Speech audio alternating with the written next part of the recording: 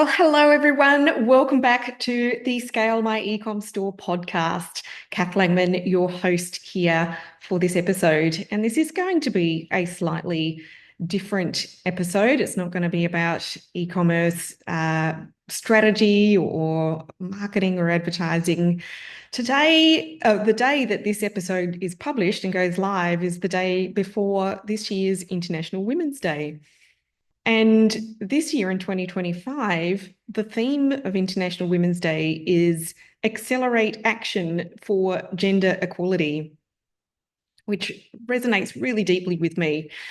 Having spent over a decade now working predominantly with female founders, both in our marketing agency, Productpreneur Marketing, and also our coaching program, Productpreneur Academy, I've seen and experienced firsthand the challenge that so many women face in achieving career and entrepreneurial success, particularly for those of us who are also balancing family responsibilities. I know I've personally experienced many instances during my corporate career before I became an entrepreneur, as have many of my female friends, where we experience situations like being offered much lower pay for the same or even more senior role, being assumed that we would get the coffees for meetings and stack the communal dishwasher and other kinds of discriminations along those lines.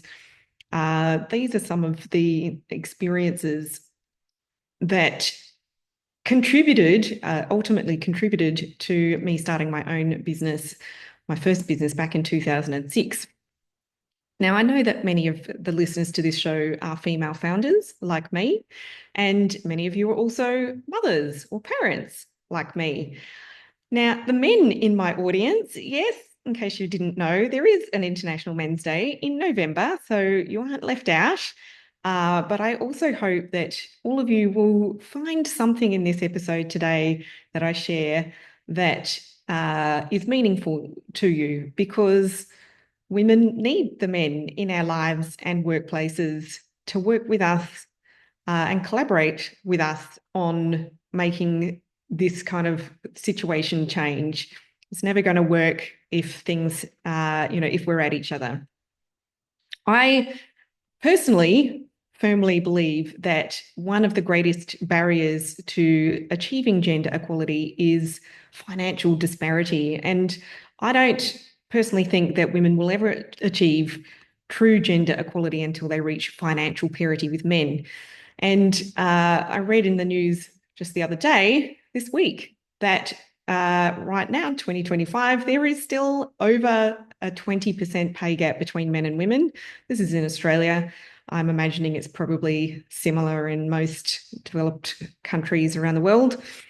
And I find that quite shameful that this is still where we're at in 2025. I totally get that part of the contributing factor here is women taking time out of the workforce to have children. But this is a known variable, and it has been accounted for by the experts who track and measure this pay gap. But, aside from the long-term implications of gaps in income earning and subsequent years of lower pay, women then go on to experience further financial hardship in retirement with significantly lower superannuation balances. And there's now this phenomenon where women in retirement are fast becoming some of the highest numbers of homeless people in this country, which is just crazy insane. I think that achieving financial parity is going to require so much other changes, so many other changes, more than just paying women more, in my personal opinion. And look, this is informed by my personal experience as a business owner as well, with a team. It really demands a complete rethinking of how the workforce supports women, particularly mothers, to maintain and advance their careers. I feel like during COVID lockdown periods, we almost had this golden opportunity to find a new way to work. But ultimately, what ended up happening, of course, during that particular period of time was, with children not being able to go to school, it most of the time fell on the shoulders of the mothers to do the at-home schooling, and that, of course, also impacted their ability to work from home. So, how can we rethink the way that we work and, the way that the workforce or the workplace operates? And how can we solve this workplace dilemma for women, particularly post-motherhood? And, I'm personally not of the opinion that it's only mothers or parents who should be able to enjoy, for example, flexible working. I think that flexible working should be something that everyone can enjoy just from the perspective of having a work-life balance. I think everybody should be working to live, not the other way round. And, I think most humans would like to enjoy pursuing other interests outside of their job, whether it's fitness or hobbies or, whatever the case may be. But years ago, before I embarked on my entrepreneurial journey, I worked long hours in a marketing agency. This was in Sydney. It was run by a young guy, single guy, no kids. And so this is in the early 2000s.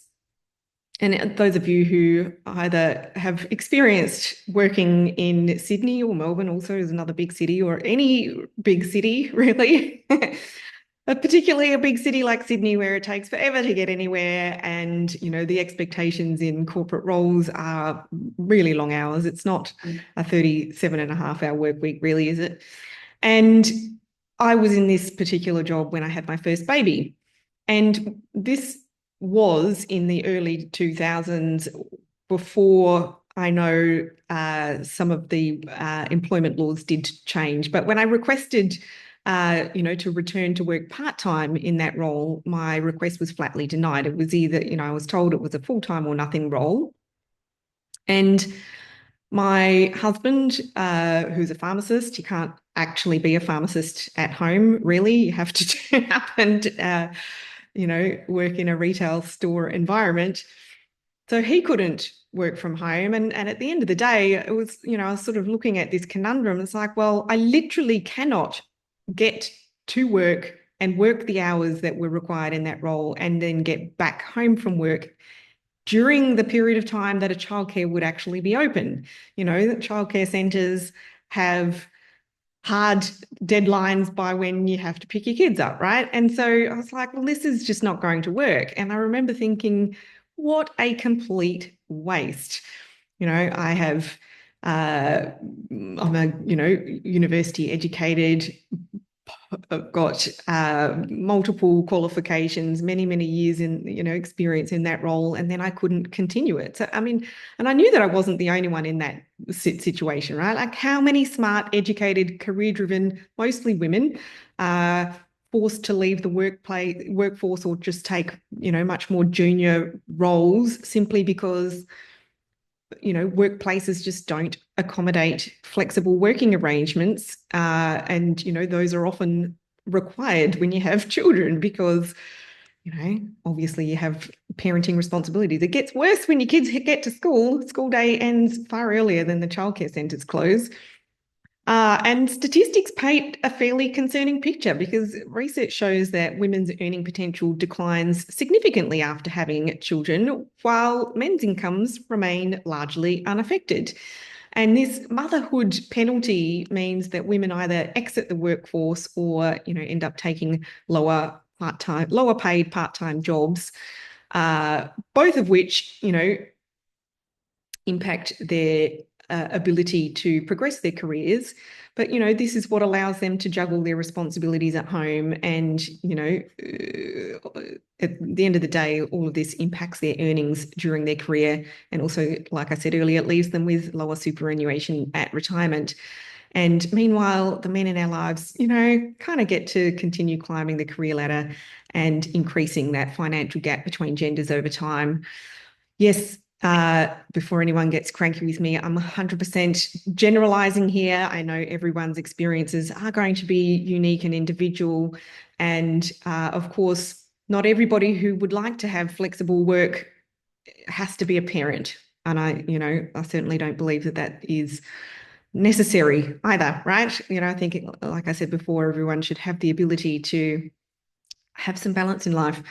So, my personal view is that we can strive for a new model for work and that it can actually work very well. And this is going to start by recognizing that this is a broken system. And so I set out in our business here to create a business that worked for me and also for the women that I hired. And incidentally, it actually works extremely well for the clients that we work with as well. So in our business, Productpreneur Marketing and our Education Academy, currently we're entirely run by, it's an all-female team. It hasn't always been the case. And in fact, one of my sons is tangentially joining the team. He's actually joined our skincare brand, Indigaro Beauty. So he's the token guy. He doesn't mind. He thinks it's pretty good. But, aside from young Hamish, we are currently a entirely female-run organisation. And we all work remotely with flexible schedules that fit around our life outside work. Not everybody on the team is a parent. We do have some non-parents on the team, and they get to enjoy other things in their lives as well. We have one young woman, for example, who is a wonderful photographer, and she has other interests and hobbies in her life as well. And, what we have found is that this structure has not only allowed our team of really smart, really talented women to continue their careers on their own terms, but it's actually also led to a thriving and fast-growing business. And the clients that we serve, not 100% female e-commerce founders, but predominantly, but also the men that we work with as well. They're starting and growing e-commerce businesses in a way where they also have essentially kind of opted out of the traditional workforce environment and want to do things on their own terms, which is exactly what my son Hamish has also has aspirations for. He's watched his mother work seemingly on her own terms. Sometimes I would argue that it's on the terms of my children, but and he wants that. He doesn't want to follow in the footsteps of his dad into a traditional career. Anyway, so our clients are on a similar journey. They're really smart, they're really skilled, they're really ambitious, and they don't want to choose between, financial success and being present for their children, or choose between financial success and having a lifestyle that they love. So we help these e-commerce founders to rapidly scale their businesses into profitable seven-figure successes, particularly, what I would term a lifestyle business, something that's not in the what's the word? Not the same kind of template as a traditional corporate career, if I can put it that way. So I think that over 10 years now, we have pretty well proven that financial independence and family and lifestyle can coexist. It's a shame that in 2025, so many of these workplaces that were forced to pivot from office-based workforces into remote workforces and utilising technology to enable collaboration and a good team culture. And now they're kind of going, they're reversing back, and these large corporate workforces are, demanding workers to go back into the office. And look, maybe that's what some people enjoy. It's not what I choose. But personally, when we're talking about International Women's Day and trying to accelerate gender equality, I really just believe that we need to shift this conversation from simply getting more women into leadership roles to actually ensuring that women can stay in the workforce and actually thrive financially after having children. And I think there's a few things that we can do. First of all, redesign workplaces for flexibility.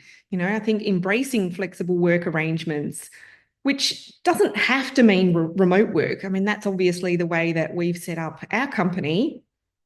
And that means that we've been able to recruit team members from all around Australia and New Zealand. And, we're not limited to just who's available in our local area. But, other flexible work arrangements exist as well. And, these sorts of opportunities, I think, should be just standard practice and not just temporary accommodations, either, for an individual during a certain stage of life or during a pandemic, right? Secondly, I think that we should all be aiming to support female entrepreneurs. We see more than 50% of businesses in this country are actually started by women, but less than 5% of seven-figure businesses, so million-dollar plus a year revenue generating businesses, are owned by women. So women, we're starting businesses left, right, and centre, but we're not getting to the level of success as the potential as is, potentially there. And we know that there is far less funding of female-founded businesses. So, businesses need access to funding, they need access to mentorship, they need growth strategies to build these sustainable, profitable ventures that offer solutions that are going to take into account and consideration the common life experiences of women, because the challenges that we have are typically quite different to what men have, and so what works for guys often doesn't work for us women. But also, having a think about the way that we consume. So by consuming, I mean, where do we spend our money as consumers? Sometimes I think that it would be helpful to make a decision to spend our money with female-owned businesses more often. And that kind of came to me. Well, I've always kind of operated like that. I have personal value. I try to shop locally rather than, with big conglomerates like Amazon, because I think small businesses, I know small businesses in this country employ most of the population, and small businesses can't thrive unless people spend money with them, bottom line. So I try and shop with small businesses. I try and shop locally, but I also try and shop with and spend money with female-founded businesses and brands. But this was just kind of reminded to me just recently. There's been, obviously, we've been in Oscars awards have just been happening, and various other awards programs have been going on. And Nicole Kidman has spoken about how she actively searches out movie roles with female directors. I don't actually remember now whether she said that she has made a commitment for a certain period of time to only work with female directors. She may have said that. She may not, so don't quote me. But when you make something a value and you use that value to actually guide your decision making, then some really wonderful things can happen. And we've all seen some pretty amazing movies come about that otherwise wouldn't have, because they're not, like your Marvel or a big blockbuster type thing. Anywho, that was a bit of a tangent. The third thing that I think that really needs to change is just challenging the traditional career structures, because I do think that there's still a bit of an outdated notion that success requires rigid office hours and linear career progression in a traditional kind of career. This son of mine, Hamish, he finished year 12 high school last year, and he's very smart. He got a really great ATAR, but he's decided to postpone deciding to go to university at this stage and focus on learning the ropes in business, and with the view to start, he's got his own business ideas that he wants to start when he's earned enough money and learnt enough, because obviously you need to learn a lot and gain some skills and experience. Anyway, I recall this situation at his graduation last year, and it's a fairly conservative school environment, and one of the parents really poo-pooed his suggestion that he was not going to go to university. He was going to be an entrepreneur. And so, it's kind of sad that there's still that opinion that people might have at our ambitions to go off on our own rather than follow the common path. But also, just aside from that, like this, I think can relate to any business, whether it's a big corporate or a small business environment, that I truly believe that performance should be measured by results and not hours logged. And again, I just remember back to that last job that I had in Sydney working for someone else. And honestly, like, that was one of those billable hours type thing where you had to account for every minute of the day. And I was also assigned work in that particular role. I wasn't off making my own projects up like I do these days. And, I would get assigned work that was supposedly meant to last an 8-hour day, and I'd be done in 2.5 hours. And then it's like, well, now what am I going to do? And it just seemed ridiculous that I'd have to sit at my desk looking like I was working. And, I truly believe now that performance should be measured by results and not how long it takes. Because ultimately, if it takes less time to get just as great result, isn't that better? Anyway, the fourth thing that is a little bit different to how the workplace can and should potentially work, that I believe is really important, and that is encouraging financial literacy amongst women. I do think that even in 2025, a lot of women don't obtain the kind of financial education that enables them to, build their own wealth, make strategic investments, and create that long-term financial security, and really trying to master those sorts of numbers and find a level of comfort and skill in understanding and managing money is something that I actively teach our academy clients. They're all business owners themselves, and it is just such a critical area of the business to gain skill in, to be able to thrive as a business owner. And that's a skill that can be taken into personal life as well. So, what would a future of equality be like? I mean, for me, it means having the financial means to make our own choices. It also means having a seat at the table, So the way that our communities and our country is run, the kinds of decisions that are made. I mean, when you think about, like, this year, we're in a year of federal election in Australia. It's by and large still mostly middle-aged men who are in those positions of power. But, over time, when women have that kind of financial parity with men, it means that we have that seat at the table and we can have more of a say in the way that the world works in an equitable way. But also, I think that when we address this kind of economic imbalance, then what we end up finding is that everyone wins. So, statistically, I know, forgive me, I haven't looked this up specifically to quote here and now, but I know that there have been studies over time that I've read that when women thrive financially, they invest back into their communities. I think that's particularly been demonstrated in developing countries where, a lot of there are a number of organizations like, is it Kava is one? Kiva?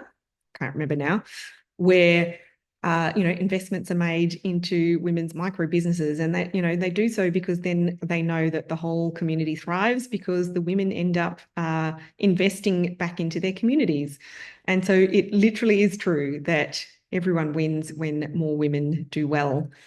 So those are my thoughts for you today, in line with this year's International Women's Day theme of accelerating action for gender equality. I know that my team love being able to work the way that we do with the remote working and flexible working conditions. And, consequently, I think the shortest time that one of our team has been with us would be 3 years.